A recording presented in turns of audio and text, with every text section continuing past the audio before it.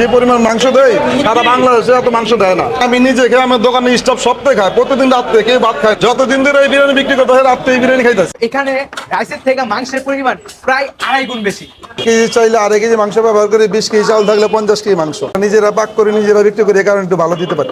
আমরা নিজেরা ব্যবসা করি, অনেক পুরাতন দোকান। ভেজাল ব্যবসা করলে এতদিন করতে পারতাম, লাগলে দোকান ছেড়ে দেবো, ভেজাল খাও না। ভরপুর ক্যালসিয়াম আছে। গরু আনুমানিক একটা গরু লাগে। খাবারটা সবকিছু, মাংসটা টাটকা, খাবারের কোয়ালিটিও ভালো, মাংস একটু ভালো পায়, এই কারণে মানুষ পছন্দ করে। আমি তো খাবারে অনেক মাংস দিই, আপনি নিজেই দেখছেন। এই দেখেন, একদিনও রাতে ভাত খাই না, বাবুর্চি নেই, আমরা নিজেরাই পাক করি, নিজেরাই বিক্রি করি, এই কারণে একটু মাংস ভালো দিতে পারি। আমার সামনে যে র্যাকটা দেখতেছেন এটার মধ্যে প্রায় 1 থেকে 1.5 মণ বিরিয়ানি প্রত্যেকদিন মেক হয়। হ্যাঁ, আমাদের খাবারের ভিতরে মাংস বেশি থাকে। রাইস গনলে তো মাংস বেশি দেখা যায় না, কিন্তু খাবারের মাংস বেশি থাকে। এই পাত আছে কেজি চাইলে 2.5 কেজি মাংস ব্যবহার করি, 20 কেজি চাউল থাকলে 50 কেজি মাংস নিজেরা পাক করি, নিজেরা বিক্রি করি, এই কারণে একটু ভালো দিতে পারি।